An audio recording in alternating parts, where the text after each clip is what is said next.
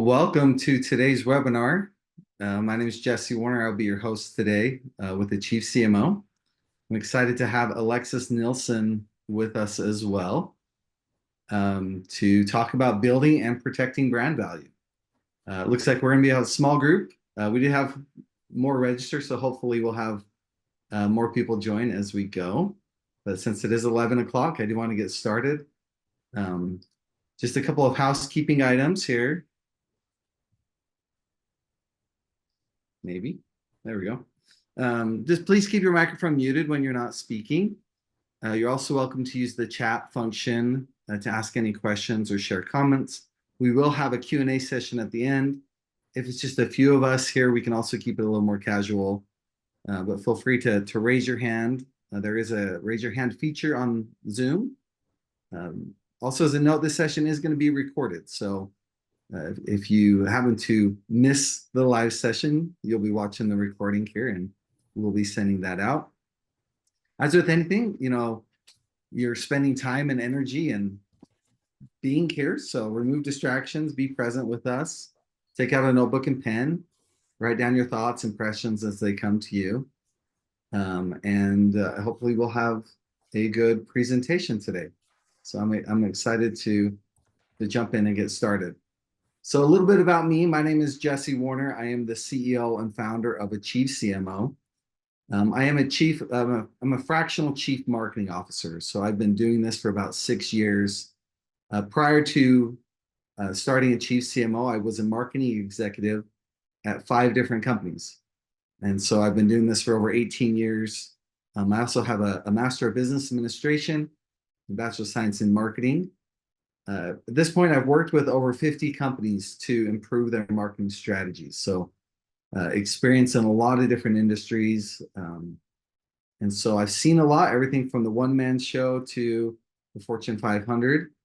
And I'm very experienced in the tactical side of marketing. So a lot of demand generation, including things like SEO, email marketing, Google Ads, social media, partner marketing. I've launched call centers in the Philippines, done a lot of events. Also very technical, so a lot of experience in sales operations. So I've implemented Salesforce, Zoho, HubSpot. Also developed a lot of websites. So just a lot of experience over the years. And so that's kind of my background. I'm excited to be here with you today. My portion of today's discussion is really going to be about branding.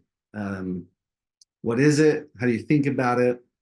And one of the best books I've read on branding it's a book called The Story Brand by Donald Miller. And the idea here of the story brand framework is that you have a character who has a problem. They meet a guide who gives them a plan, calls them to action, and that results in success or failure. And you might be saying, Jesse, wait, I thought we were talking about brand. This looks like a story that you're telling. Well, the reality is that your brand is about your story. It's about you and the journey that you take somebody down. And it represents all of the touch points of that journey, right? But we're going to go through a little bit of it. The important thing here to remember is that your brand is not the hero of the story. The character is the hero of the story. So if you kind of go through this framework that Donald Miller presents, he talks about Luke Skywalker, Star Wars. Luke Skywalker, he's a character. He has a problem. The evil empire is after him. He meets a guide, Yoda, Obi-Wan Kenobi, gives them a plan, says, hey, trust in the Force, calls them to action. Hey, go fight. Results in the Death Star being destroyed. This storyline gets played out in all sorts of different movies. Another one is The Hunger Games. You got Katniss. She's the character. She has a problem. Survived the Hunger Games. Meets Haymitch. Gives them a plan. Endear the public, calls them to action, results in success, right? And, again, the paradigm here is that your brand is not the hero of the story, your customer is. Often what we want to do is we want to talk about us, us, us, us. Here's my company, here's what we do, here's how we solve the problem, instead of making the customer the hero, right? And that affects the way you think about your brand, it affects the way you do messaging. And that's what we want to do today. We want to talk about this story brand and how to create a brand that actually helps the character have success, right? When we break it down into marketing terms and in maybe more familiar, we have a character who is a potential customer, right? They then have a problem, right? So there's some sort of pain or opportunity that you're going to present or that they're suffering. They need a guide. That's your brand. And then they give them a plan. That's your product or solution, right? And we're going to break these down. So your character is what in marketing we call buyer personas. These are the people that are actually buying your solution. I used to work for a company called Spingo as a general manager. And what we did is we created event calendars. And we would work with companies, like here locally, think of Salt Lake Tribune or KSL, these publications, and they would have an event section on their site. Well, Spingo would power that event calendar. And so we would allow people to add events and also to promote their events, and we would share the ad revenue with the publisher. Well, when we first started working, we would get like 10,000 events added every month, right? And we're like, man, all these people that need our services, 10,000 people. Well, what we found is that really not all of them actually could use our services or had the money to use our services. So what we started to do was create buyer personas. So we just asked the question, which of these best describe you?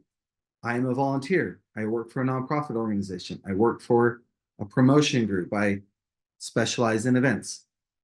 And what we learned really quickly is that volunteer Vicky and nonprofit Nancy had no money. And so to spend time and energy on them from a sales perspective didn't make sense. So we actually redesigned the product to have a self-serve option for volunteer Vicky and nonprofit Nancy. And then what we did is we focused in on our ideal client profile, which was professional Paul. And they did large nationwide events, concerts, rodeos, festivals, things like that. And what we learned is that professional Paul, there were pains that he had as the character in this problem, and we focused in on trying to solve his specific pain points, right? We weren't trying to solve everybody's pain points necessarily, even though everybody could be a buyer. All of those buyer personas could buy from us. From the sales side, we want to say, let's go focus in on professional Paul. We live in the world of AI, and ChatGPT and other tools are really awesome at helping us understand at a high level who our buyer personas are. So you can go open up ChatGPT. I'm not going to do it with you today, but you could go ask it, create a buyer persona for a VP of operations. Now, the more specific that you get with that, the better that you're going to understand the character, right? So you can say, hey, this is what we do, right? So if you think about my company and chief CMO as a fractional chief marketing officer, my buyer persona is often a business owner who has maybe 5 to 50 employees. They're growing, right? But they need somebody who has experience, but maybe they can't afford to pay a full-time salary. So what I want to do is I want to understand who that buyer is. I'm trying to understand the character. And then once I understand the character, I can then define what the problems are, right? So in this example, just by typing create a buyer persona, you can see it gave me, hey, here's Victoria, VP of operations, education, experience, demographics, goals and motivations, challenges, whatever, right? Now, again, you can be more specific on this, but it gives you a good idea of where to kind of start. Then you talk about the problem or the pain, right? So you've got a character, we just talked about that, a buyer persona, who has a problem, some sort of pain or opportunity. In marketing, what we want to do is we want to dive deeper into those problems, right? So we're saying, okay, this is a messaging framework or kind of a pain framework, if you will. Yeah, and this is an example from when I used to work at Workfront. They had poor alignment and visibility. So the problem was poor alignment and visibility. The things that were causing that problem were change or lack of visibility, course corrections. And so if you get deeper into it, you can see that change causes frustration, differing occurrences in market, economics, competitive landscape. It's difficult to course correct, right?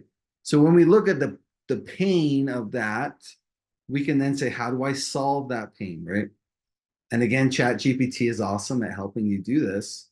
So you can actually say, okay, I've got my buyer persona. What kind of problems does this person have? What causes those problems? Can you give me details around those problems? Can you put it in a table for me? And so then you'll all of a sudden see, okay, here's my VP of operations. inefficient processes and workflows is a problem. It's caused by a lack of standardized procedures. And then you can actually, it'll give you some more details. Not clearly defined processes, inconsistent workflows, inadequate documentation, right? Another way to think about this is a framework called the jobs to be done framework. And so you can, again, use GPT to say, hey, use the jobs to be done framework to highlight some of the problems or the jobs that need to be done. So if I'm looking at the VP of operations, they're saying, okay, I want to ensure operational efficiency, drive strategic decision-making, mitigate operational risk, right? Whatever those are. But again, if we can understand the problem, then our brand can come in as a guide and help us then guide the customer through it, right? And this is where your brand come in. So I've got a buyer persona or a character. We understand the problems that they have. Now we're going to introduce a guide into the equation. Your brand is the guide. And the best guides are people that have been there and done that. They understand the situation. They empathize with the character's fears and insecurities. They have authority. They have experience. And then they provide a plan that helps the character win. If you've ever gone, whitewater river rafting, I just went about a month ago with an entrepreneur group, and we had a guide, right? And the good guides, they're going to say, hey, you know what? Hey, look, there's this really cool landmark over here, right? Or, hey, the current's right here. We're going to go over this. You might fall out of the boat, so hang on tight, right? But they're people that understand the pains and the problems of the buyer, and then they can say, hey, here's a solution that helps you do it. But again, it's about making the character successful, not making you look good. And this is really where we're going to talk about brand, right? We're talking about branding today. We're excited to have Alexis talk about protecting that brand here in a little bit. But the strategy that we're talking about here is kind of threefold. So we talk about brand strategy, we're talking about brand vision, we're talking about brand identity, and then we're talking about the brand experience.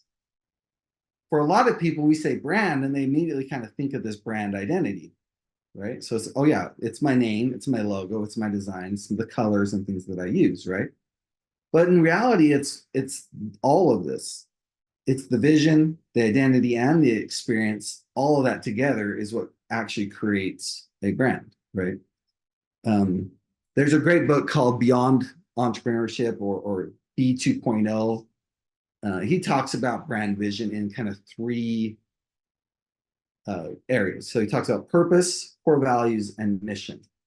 So let's just say I'm going to start a brand new company. Before I ever create the logo, the colors, the design, the name, I need to get this clear. I need to understand the why behind my brand. And that's what a brand vision is. So the purpose statement is this, it's this fundamental reason for the organization's existence. It's like this guiding star that you're always working towards but never attaining. And it should serve the company for 100 years. And then you've got the core values that are these principles, this philosophy that's often an extension of the core values of the leaders of the company. And then you've got a big mission, some big, hairy, audacious goal. And then once that's completed, you're going to go on. So I'm going to walk through these for a minute. But that purpose represents the why of an organization. Here are some examples. To make the world more secure, to enhance decision-making power, to be a company that gives unlimited opportunity to women, to help people with mental impairments realize their full potential, to provide solutions that protect the environment and improve the quality of life, to improve the quality of life through innovative human therapeutics. Now, you see, none of these have to make $100 million, right? In fact, we don't even have numbers in this number because we're always trying to get there, but we're never quite arriving. There's always more ways to make the world more secure. There's always more ways to give opportunity to women, right?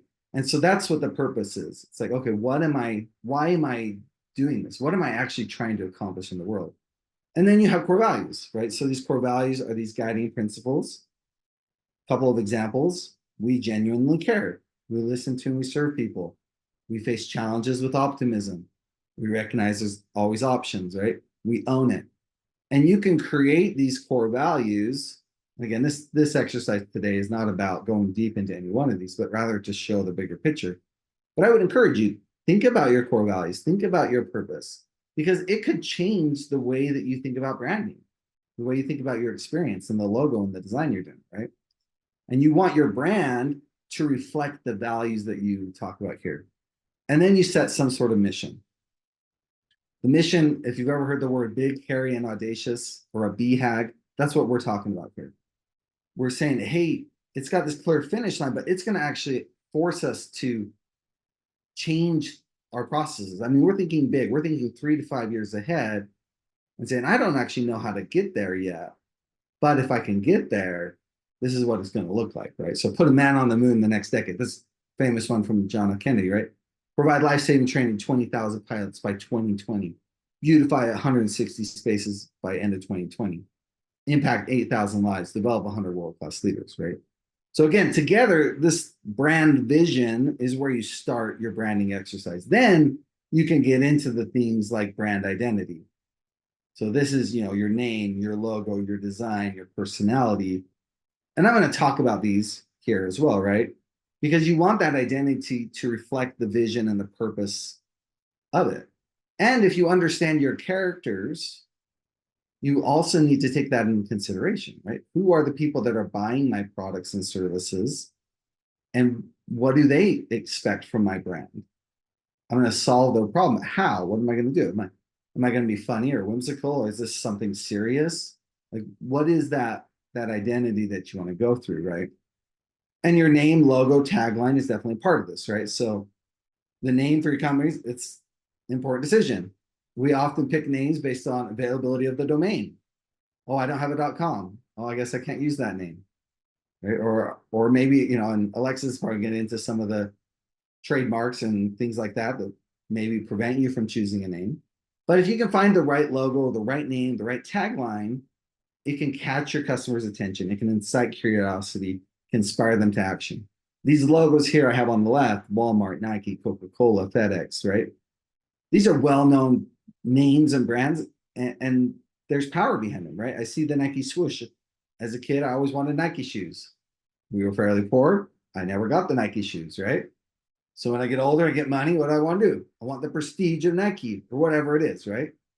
And there's value and power in those name logos and taglines. You often also create what's called a brand style guide, right? So you're going to look at the colors, the fonts, the buttons, the iconography, the color palettes you're going to use. This can then serve as the foundation for all of your future marketing and sales materials, right? The website colors and the design and the fill, and often you can have a designer go out and create this for you, right?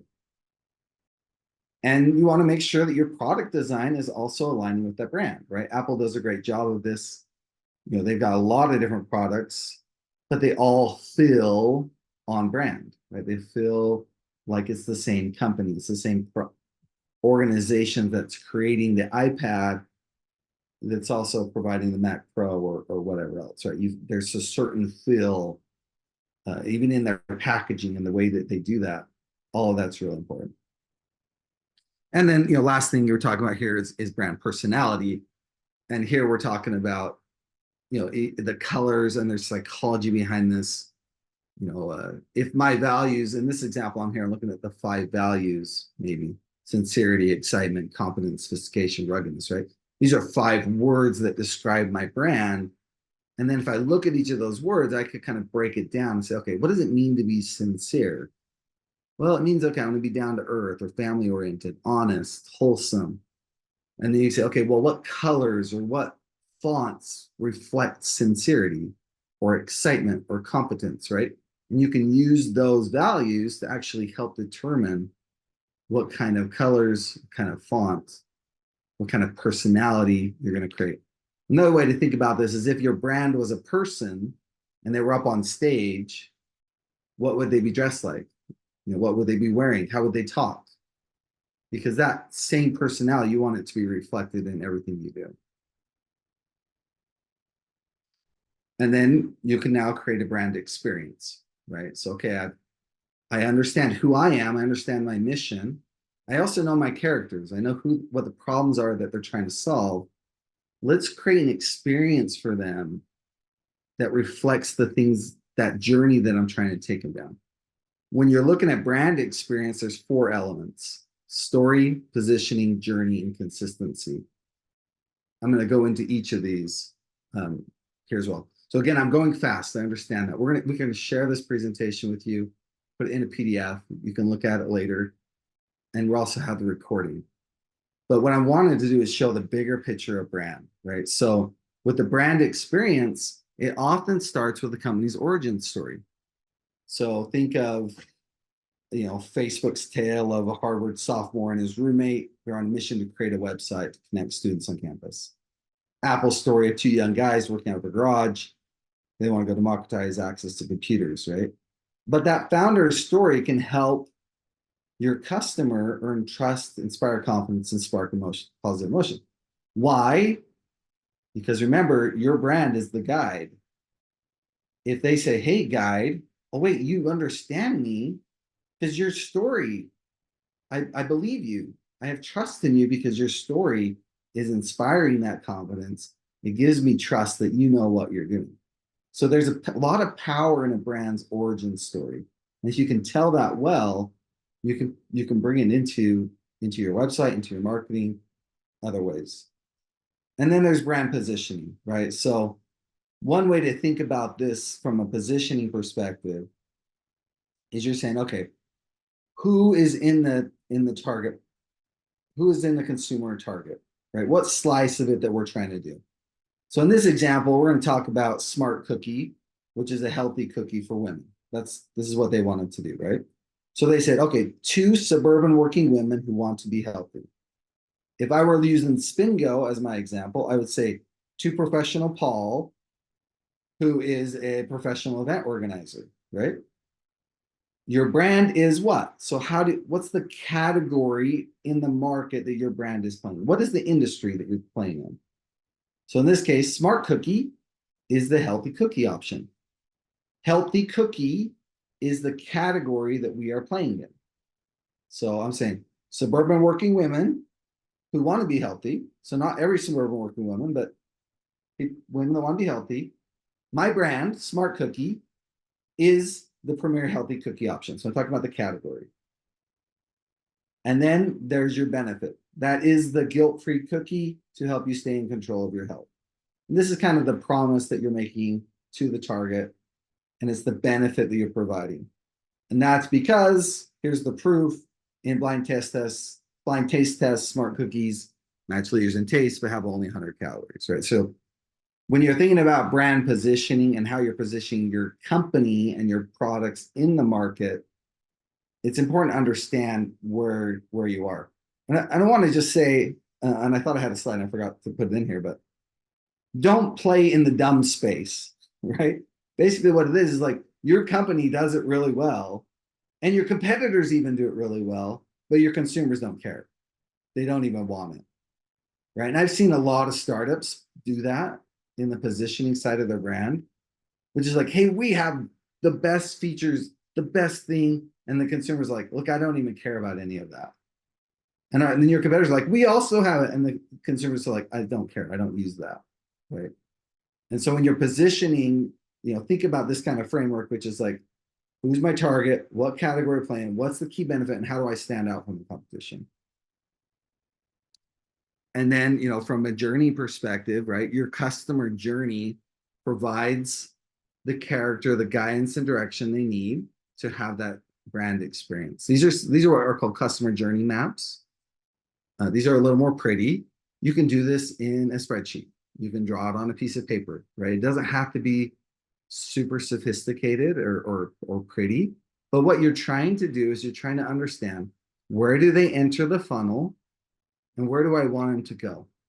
And I want to identify all of the touch points along the way, right? Oh, maybe they heard about me from a friend. Then they visit my website. Then they ask people for advice. And then they fill out a form on my site. And then they get an email from me, and then a phone call, and then we send a contract, right? Whatever that looks like, you want to just map it out. And you want to have your brand consistent across all of that. So all the pre-purchase behavior, that color, that design, that look, that feel should be consistent. And then as they go through the purchasing cycle, it should be consistent. After they purchase, it should still be consistent, right? Smaller companies, we tend to kind of be all over the place. with a lot of this, right? It's like, okay, I've got this sales flyer that's got a pretty design, and then you go to my website and it doesn't even look at all like that. And then I have in my email, I've got like a different signature, or maybe my logo is different, or whatever it is. Like, you're just not being consistent in it.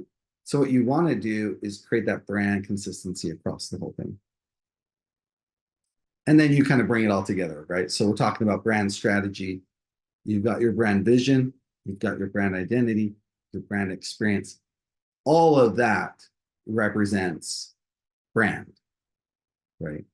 And if you come back to the story brand framework, you know, you have a character, right? We understand that there's a buyer persona. They have a problem. I understand the problem. They need a guide. Your brand is that guide. Gives them a plan, calls them to action, and results in success or failure.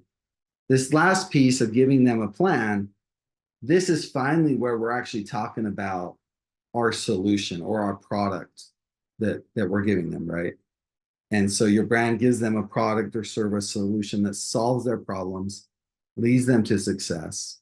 And your website should really lay out that plan, right? Here's two examples that kind of do that, right? In this example, grow your grocery business. This is what they're trying to accomplish. So the end goal is that your grocery business is growing. How are they doing that? With an e-commerce solution. How did they get started? What's the call to action? Schedule a demo. That then results in success. This one maybe shows a little bit better. Get through your divorce, right? So they're targeting women going through a divorce with a team that knows and cares. Here's call to action, schedule a consultation, and then what do you want? Happy women at the end, right? And so your website and your brand is reflecting that journey of like, okay, I've got this character who has a problem, calling them to action, giving them a solution, right? That results in success. And that's ultimately what we want to do when we're creating brand, right? Okay, so that was a lot. You guys okay? Any questions before I maybe turn it over to Alexis on branding, or any thoughts that you want to ask?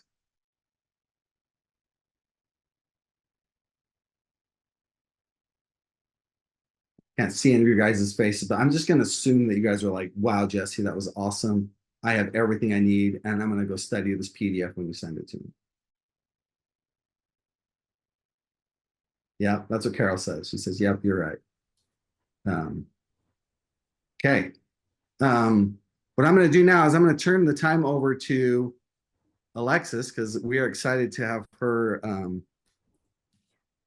Excited to learn from her now about how do you protect. We spent all this time, all this money and energy building a brand. How do we now protect it? So Alexis, take it away. Okay, well, thanks, Jesse. I'm really excited to be here and to talk about how to protect your brand. And I think, I mean, everything that Jesse's talked about is really important for creating the kind of lasting, successful brand that I think everyone hopes to build, no matter what your product is or your services that you offer. So, but as your brand grows and it gains recognition, there's another side to this equation, and I'm sure a lot of you are familiar with that, which is you want to protect that brand value that you've worked so hard to build. And so what I want to talk to you about today is just kind of some legal mechanisms to make sure that you've protected that brand from the beginning, so you don't run into the kinds of legal problems down the road that end up being pretty costly for everybody. My name's Alexis Nelson. I'm a registered patent attorney. I've been a patent attorney for 22 years.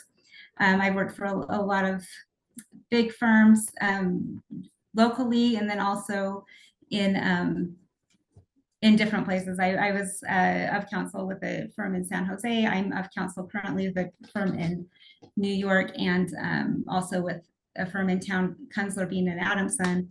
I have my own patent firm now called Silicon Slopes IP, and I love to help business owners with building their brand and protecting that brand. So I'm excited to be here with you guys today. Let's see, I'll see if I can share this screen, and I don't know, I was having some issues with this previously, but let me see if I can do it. Okay, can you see that? Looks like, oh, let's see. Yeah, looks like I've got that on there. Okay, well,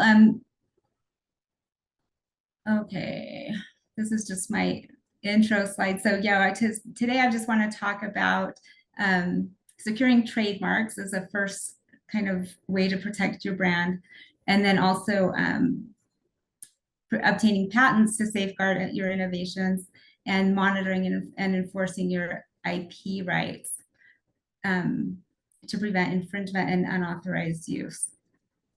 Let me see if I can go to the next slide. It's literally the hardest part of this for me. How do I go to the next slide?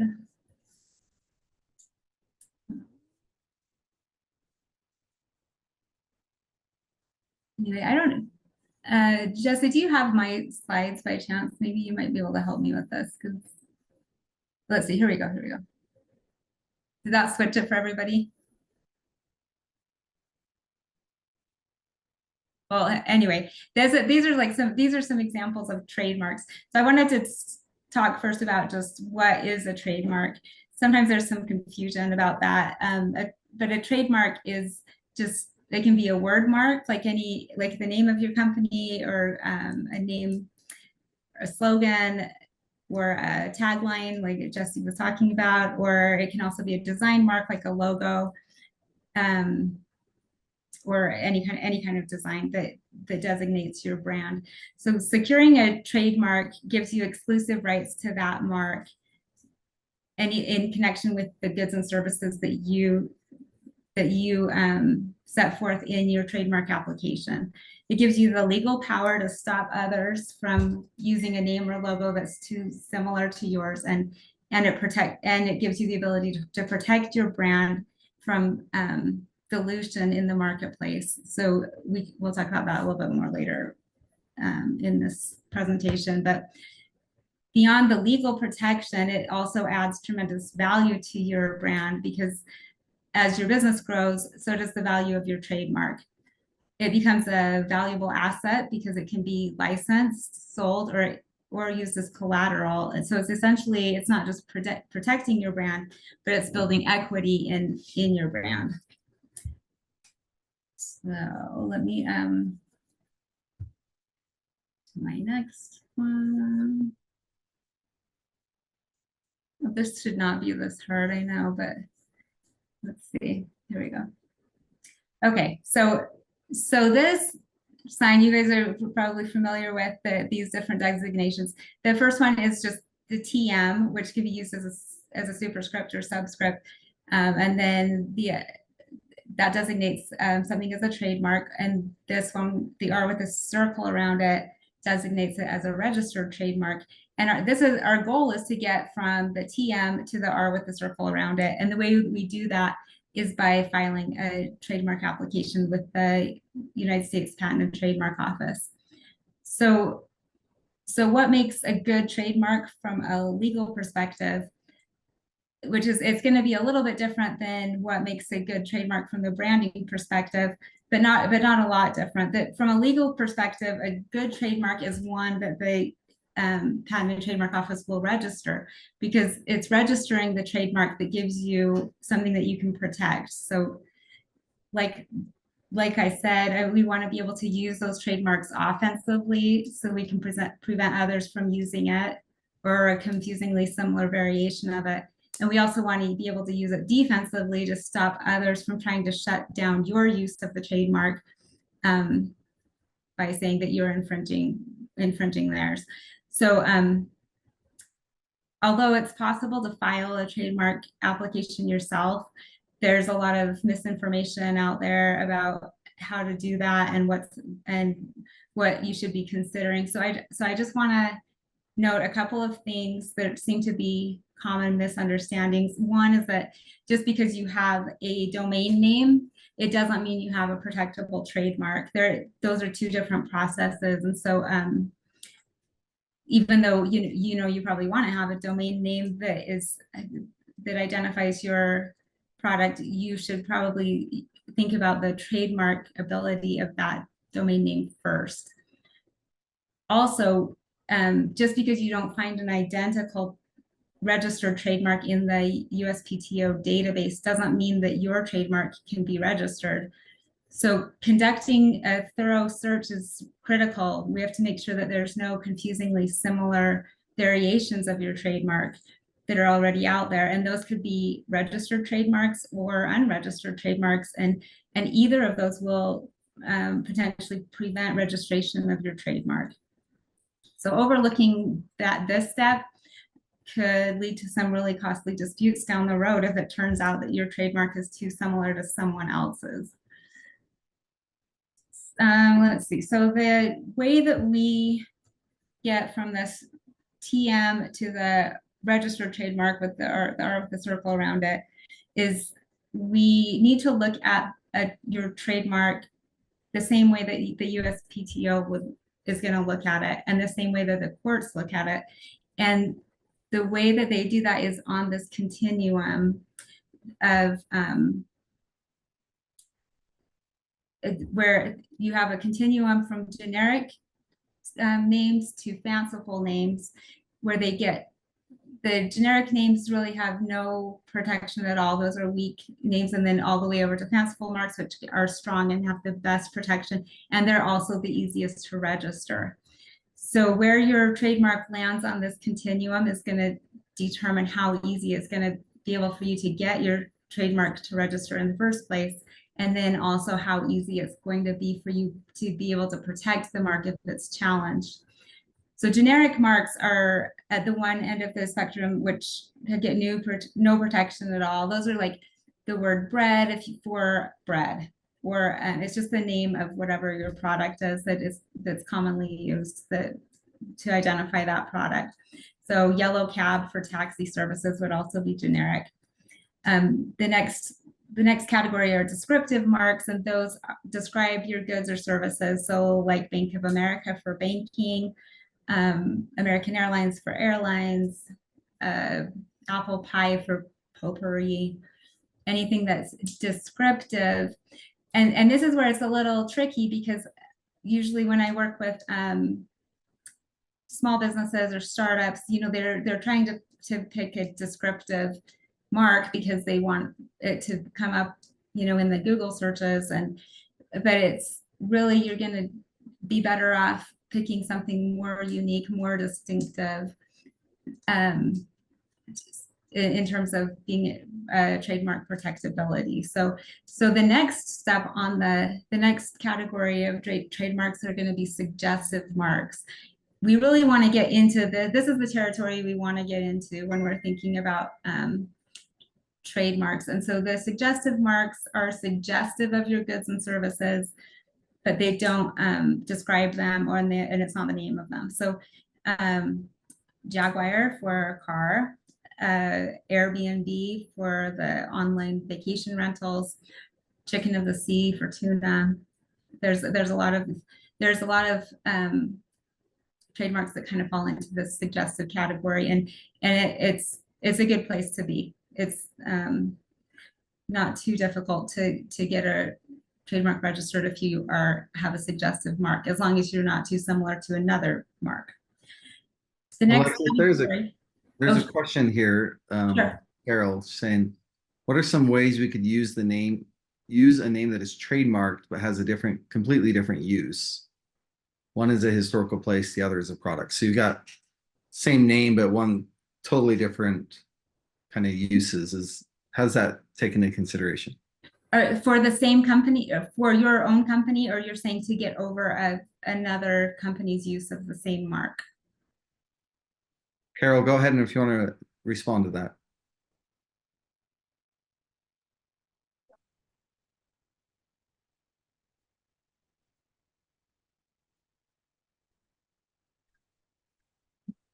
Can't hear you, Carol, if you're talking. Yeah, I can't hear. I'll just go ahead and answer it. I mean, in either case, if you're trying to get over another company's use of the same mark, but they're using it completely differently for different services or different, just completely different products, you're you're usually not going to run into a problem. It's acceptable to have the same trademark as someone else, as long as the goods and services are not overlapping or they don't cause the test is whether the trademark is going to cause consumer confusion.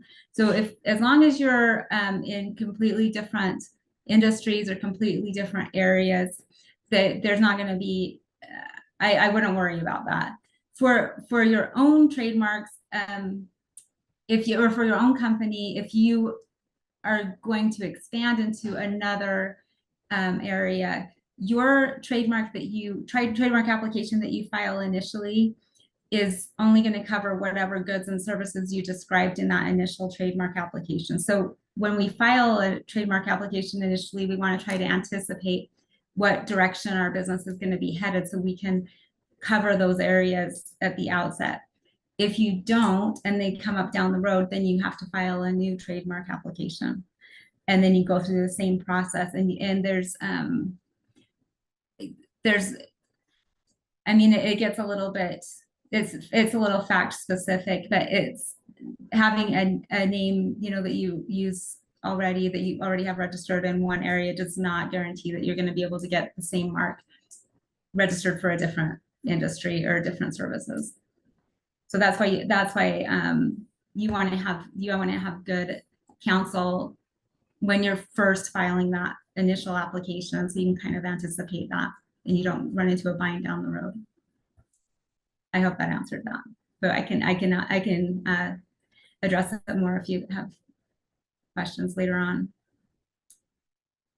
Okay, so I think we're to the arbitrary category. Those are that category covers marks that are they don't mean anything with respect to the goods and services that they're used on. So that's your Apple for computers. It's also Camel for cigarettes, Oracle for software. The words have an accepted, understood meaning, but they don't mean anything in relation to the goods and services that you're using them on.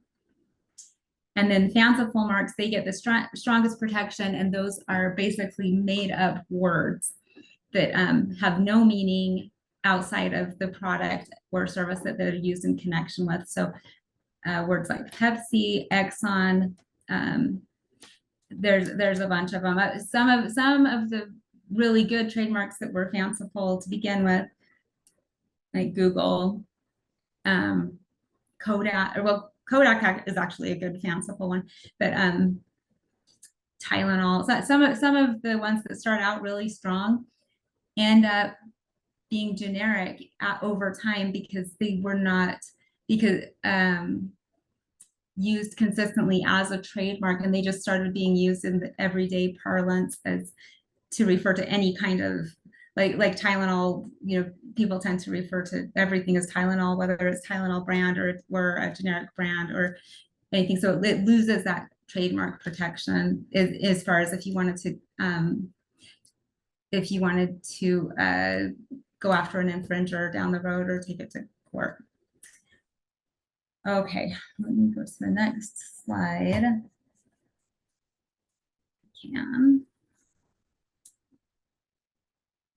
Okay, so the the steps to protect your trademarks is, the first step is to pick a good, unique trademark, which is what we just discussed. So you want something, you know, that falls farther to the right on that continuum, more, you know, in the field of suggestive, arbitrary, or fanciful, not in the generic or descriptive categories. And then the next step is that you're going to conduct a comprehensive search, and that's something that we can help you with. There's no requirement to have, you know, professional help with that, but you want to make sure it's comprehensive enough and that you don't just limit your search to the USPTO database or something like that, because when the trademark process is, you're going to file your application and it's going to go to an examiner at the USPTO, and the examiner is going to conduct their own search.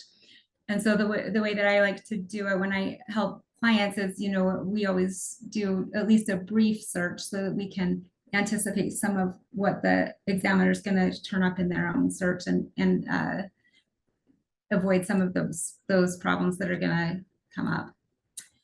The next step is when we're filling out our application is we have to identify goods and services. And I touched on that a little bit, with respect to Carol's question, because you want to identify not only your goods and services that you're currently using, but you want to try to anticipate what direction your business is going, because once you file your application, you are going to be limited to whatever goods and services you put in that description. So you can always narrow the description during the trademark process, but you're not going to be able to broaden it after you file that initial application. So we want to anticipate that as much as we can. Then you're going to include all of that in your trademark application, file your trademark application. It gets assigned to an examiner. The examiner is going to conduct their own search, and then they're going to write up an office action or 2 or 3. I mean, we just don't know. There's a back and forth though with the patent office where, they will send us an office action. We will have to respond to the office action and make arguments. If anything shows up in their search and they say, well, this is confusingly similar to these other marks that are out there, we're going to have to make arguments about why they're not confusingly similar and potentially amend our description of goods and services so we get outside of goods that are going to be, or marks that are going to be confusing, with respect to the goods. So we can distinguish it that way if our goods are sufficiently different, even though the marks are the same. Then there's this publication and opposition period where your mark is going to be published in the Gazette, and that allows other companies to oppose your mark if they think it's too similar to their mark. So if it goes through that opposition period, there's no opposition, then you're going to receive a registration at that point. One thing to note is that you can file a trademark application as an intent to use. You don't actually have to be using the mark when you file it. But before it registers, we have to provide evidence of use, meaning you have to show that you are using the mark in connection with the goods and services that you specified in your application. And so once you do that, then you're going to receive registration, and then we want to make sure that you use and designate your mark as a trademark by using the symbols that I had up earlier. The T, it won't be a TM anymore. It will be the R with a circle around it because it'll be a registered trademark at that point. That's going to put people on notice that you have a registered trademark and hopefully prevent them from infringing. But it also provides you with additional protections if there is infringement, because it will be deemed willful infringement as long as you are designating your trademark properly. And it also prevents a good trademark from becoming generic, like I mentioned previously. Or it can help with that anyway. And then you're going to want to monitor and enforce your trademarks so that you can so if you are aware of other companies using your trademark and you ignore it, it's not a good idea, because it will dilute your trademark and then it loses that value over time. So we want to kind of be on guard about other companies monitoring our trademarks. And then there are some renewal requirements that we just have to satisfy with the USPTO, which we provide evidence that we're still using the trademark in the way that we specified over time. So we have to do that. The first time is between the 5th and 6th year after we register it, and then between the 9th and 10th year, and then it's every 10 years after that to keep your trademark registered. Then you want to, we need to consider international trademark protection. That is, if you're going to be going into any other countries, that can be really important, especially China or any of the if you're manufacturing in Asia, your trademark protection is one of the first things you want to consider as a way to prevent counterfeiting and things that we will discuss more in a minute. Okay. So turning to patents for a minute. So while we have trademarks that are going to safeguard your brand's identity, and patents protect your innovation. So those would be like the products, processes, or designs that make your product unique and competitive. So why are patents so essential? Well, first, they provide the legal protection for your innovations, which means that no one can legally make, use, or sell your invention without your permission. It gives you control over your creation, and it gives you a monopoly on your innovation for up to 20 years from filing in the case of a utility patent, or 15 years for a design patent. And we'll get into that a little bit more in a minute. The legal protection helps you first to stay ahead of your competitors because it prevents others from copying your innovation so that you maintain a competitive advantage. Next, it helps you increase your market share and your profitability because patents can help establish your brand as a leader in the field, and it makes your products more desirable and valuable.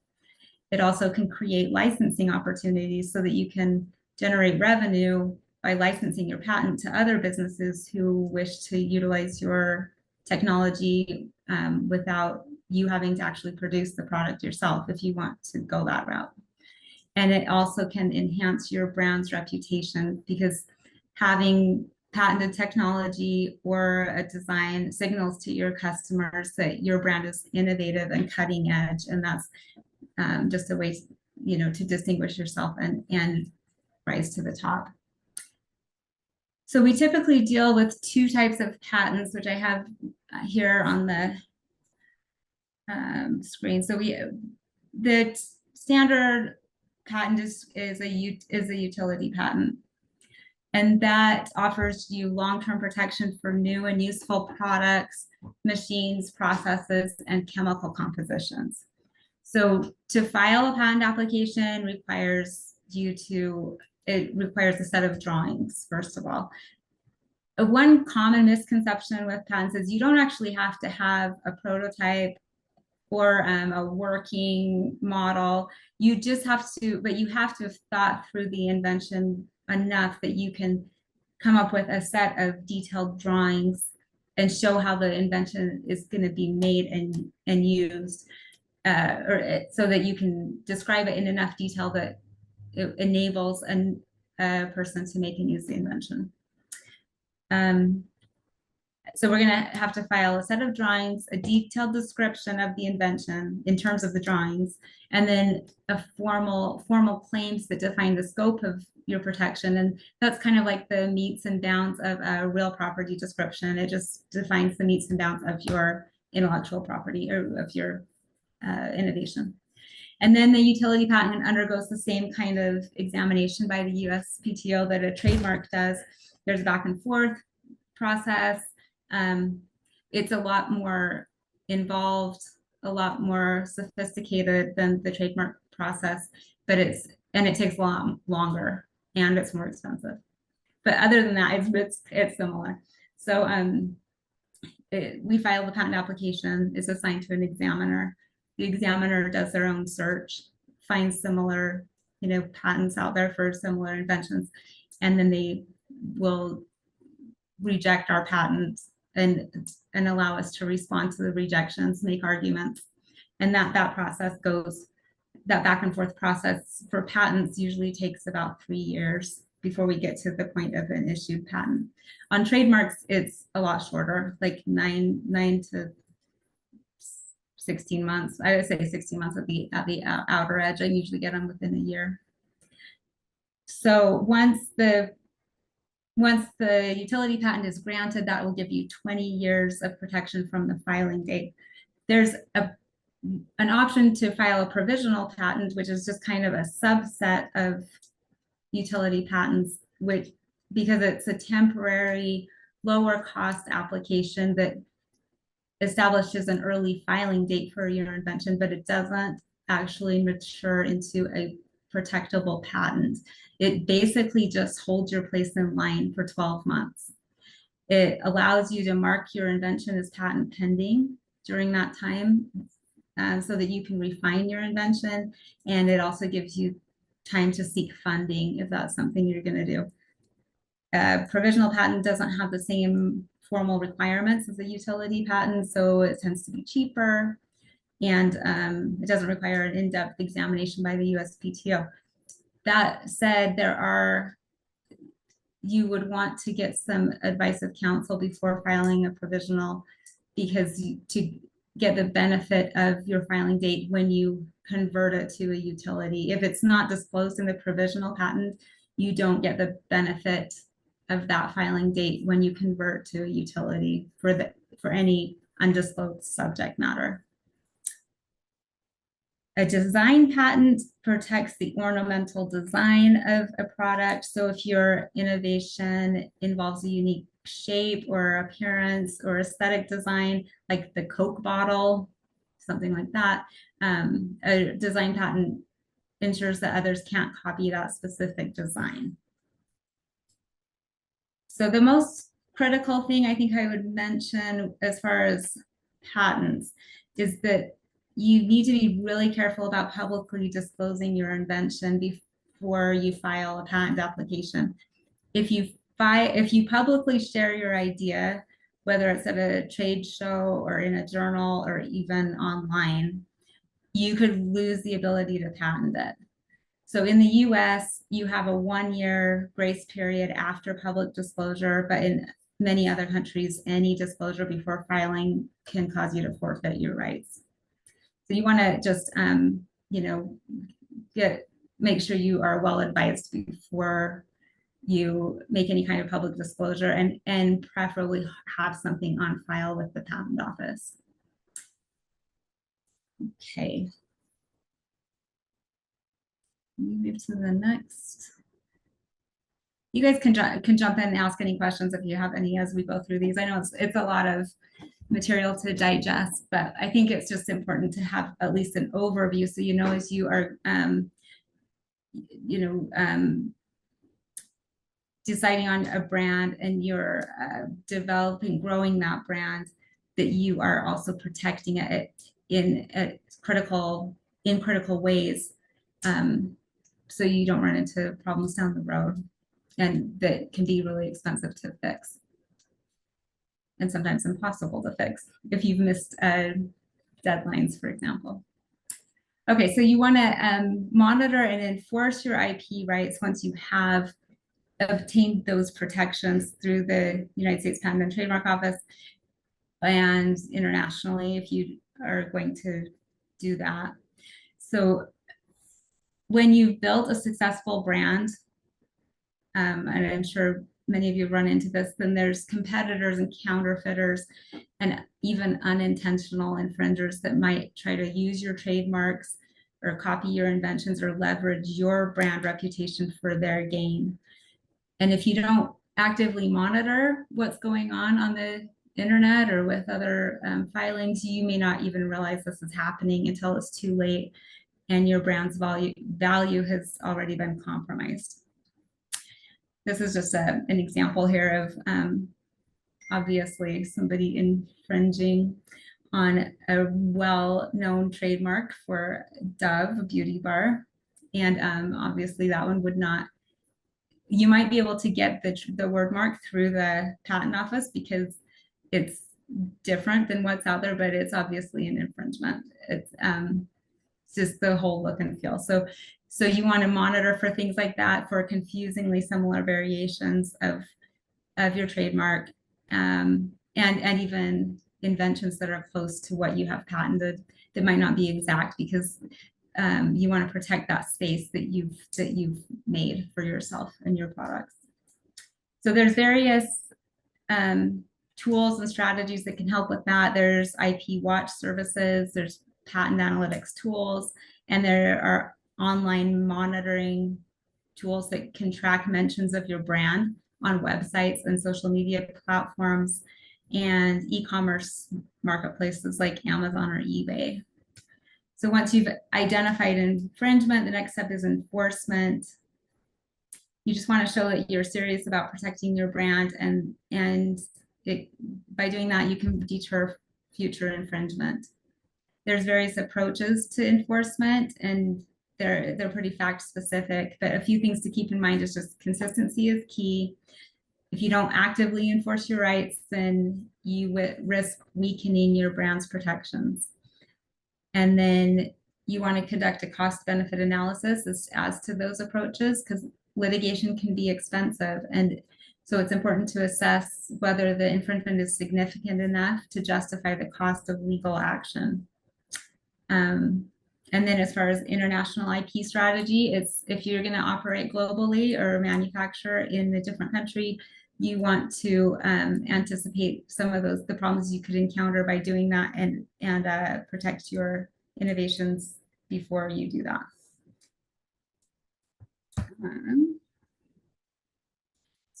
So with the rise of e-commerce and global online platforms like Amazon and eBay and Alibaba, it's made it easier than ever for counterfeiters and infringers to misuse your IP.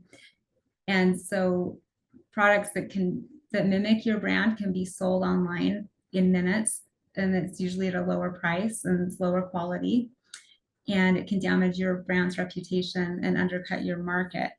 So most of these platforms, especially I deal with Amazon all the time, but they have cost-effective IP takedown processes that allow you to request the removal of infringing content, and you can enforce your rights quickly and efficiently.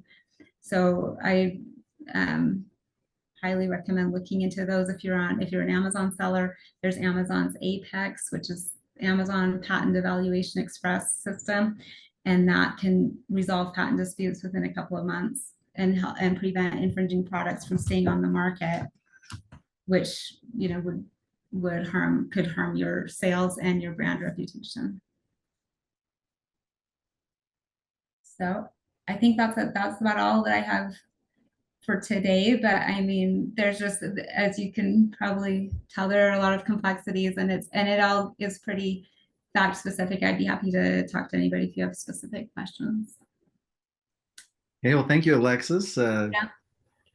Appreciate the presentation, insightful insights and information about protecting your brand. And we hope you all found value in today's webinar. We will be sending out a recording along with some PDFs of the materials. So appreciate you guys joining today, and we'll talk later. Bye.